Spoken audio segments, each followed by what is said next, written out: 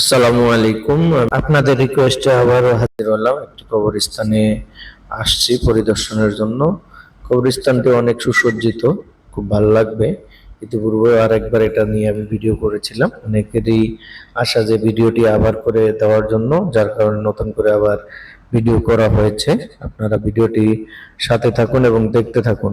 ইতিপূর্বে যে কবরস্থানে এসেছিলাম, এই কবরস্থানটি হল বাজবি কবরস্থান। কবরস্থানটা খুবই সুন্দর এবং সুসজ্জিত। ফুল ফল সব ধরনের গাছগাছালি আছে। এখানে অনেক পুরাতন পুরাতন কবরস্থান কবর রয়েছে, যারা একসময় হয়তো এই এলাকে প্রতিনিধিত্ব করেছেন, তাদেরও কবর এখানে রয়েছে। অনেক সম্পদশালী যারা সম্পদের মালিক ছিলেন, তারাও এখানে শুয়ে আছেন। আপনারা আমাকে শুনতে পাচ্ছেন, আমাকে দেখতে পাচ্ছেন। আসলে দেখেন, আমরা কিন্তু পৃথিবী থেকে একদিন যেভাবে এসেছি দুর্বল হয়ে, আবার পৃথিবী ছাড়তে হবে দুর্বল হয়ে। কেউ সাথে যাবে না। আপনি আমি যেভাবে এসেছি ঠিক সেভাবে চলে যেতে হবে, শুধু হাত আর পা নিয়ে। সম্বল বলতে আপনার নেক আমল, আপনি কি করেছেন সেটা দেখার বিষয় হবে।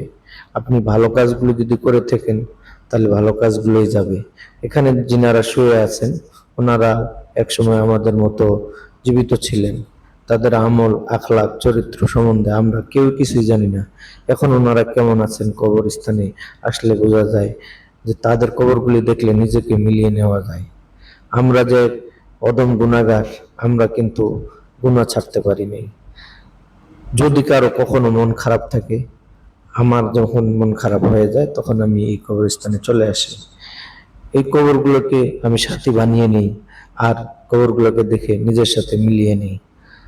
আল্লাহর কাছে সবসময় দোয়া করি, আল্লাহ, তুমি এই কবরে যে বান্দা বান্দিরা শুয়ে আছেন, তাদেরকে তুমি জান্নাতবাসী বানাও। তাদের সাথে আমার বাবা মা, আমার বাবা, আমার আত্মীয় স্বজন যারা কবরস্থ আছে, আল্লাহ সকলকে তুমি জান্নাত দান করো। আরো দোয়া করি, যারা আমরা পৃথিবীতে আছি বেঁচে, আল্লাহ আমাদেরকে সবাইকে তুমি হেদায়েত করিও। আল্লাহ হেদায়েত নামক দৌলতটি আমাদের কপালে দিও। আমরা তো গুনাহগার, আমরা তো গুনাহগার, আমরা তো গুনাহগার। আল্লাহ, তুমি ছাড়া আমাদের কেউ নাই।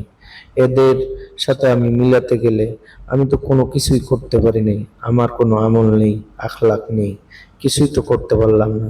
তাই তো বারবারে ছুটে আসি এই কবরস্থানে দেখতে, এই কবরবাসীরা কেমন আছেন। তাদের কান্না হয়তো বা আমাদের কর্ণকুহরে আসে না, কিন্তু আমরা যারা জীবিত আছি, তাদের জন্য আমরা কি করতে পেরেছি, এটাই আমাদের দেখার বিষয়। দেখেন, এখানে আমরা হয়তো গোলাপের বাগান করেছি, কত সুন্দর ফুলের বাগান করেছি, কত সুন্দর গাছগাছালি লাগিয়েছি, কিন্তু লাভ কি, যদি তাদের আমল আখলাকের জন্য আজকে দুনিয়ার বুকে যে সন্তানেরা তারা রেখে গেছেন, তাদের সন্তানেরা যদি নেক আমল না করে, তারা কোথায় পাবে, কার কাছে যাবে? আমাদের দিকে মুখ তুলে চেয়ে রয়েছে। আমরা যদি তাদের জন্য দোয়া না করি, তাহলে তারা কই পাবে? জানি না আল্লাহ কবরে কি হালতে তাদেরকে রেখেছেন, একমাত্র ওনারাই জানেন ওনারা কেমন আছে। আপনারা আপনাদের যারা আপনারা যারা হারিয়েছেন, আপনার আপনজন, তাদের জন্য অবশ্যই দোয়া করবেন। এই দোয়াটাই শুধু বলবেন, রাব্বি রাহমহুমা কামা রাব্বায়ানি সাগীরা। এছাড়া তাদের জন্য আর কিছু বলার থাকে না। আমি আল্লাহর কাছে সবসময় মিনতি করি, ফরিয়াদ করি, আমার মতো অধম গুনাহগার মুসলমান আর কিছুই নেই এখানে, আমার কাছে কিছুই নেই।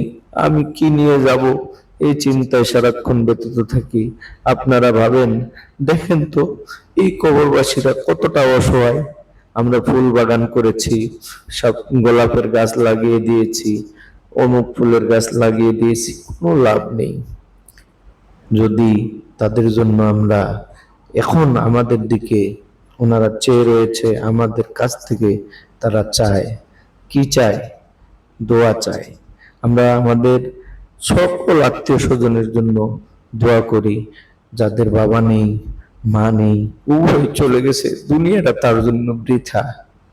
আমি বাবা হারিয়েছি, আমি আমার বাবার জন্য সবসময় দোয়া করি, আল্লাহ আমার বাবা যেমন পৃথিবী ছেড়ে চলে গেছে, আমার বাবা তো চলে গেছে, আমার কাছেই চায়, কি চায়?